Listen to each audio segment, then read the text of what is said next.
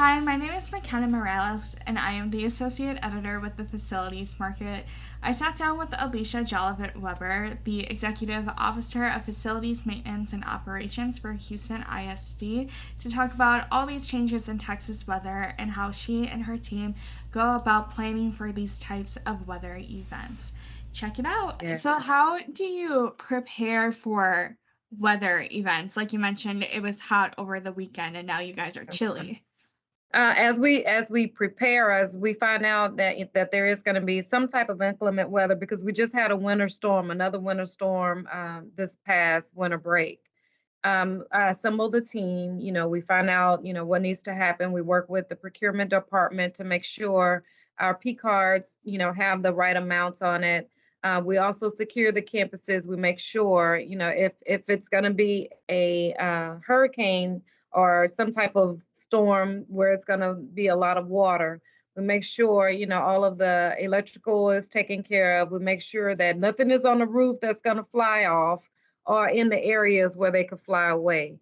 And then, of course, for the winter storm, we made sure our ballers were running, and we made sure the campuses were actually warm enough to withstand the cold temp that was coming our way.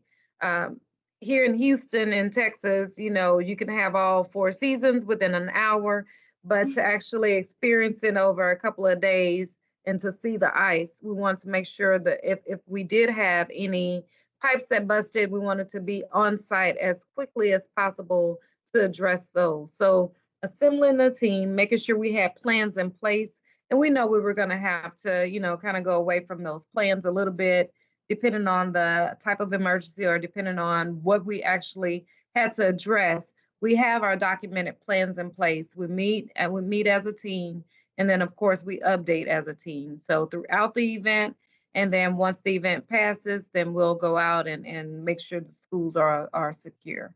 Mhm.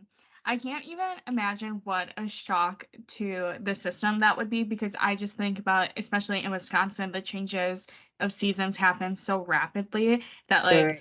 everybody gets that bad seasonal cold. Like your body just can't adjust to it. I can't really imagine what it's like having to manage a building in that type Mhm. of situation too.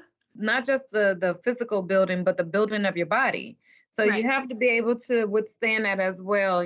Taking those deep breaths and saying, "Okay, here we go again. It's not our first rodeo," as they say in Texas. It's not our first rodeo. We can do this. We can get through this. To see some of the campuses in the states that they are in, because we do have older facilities.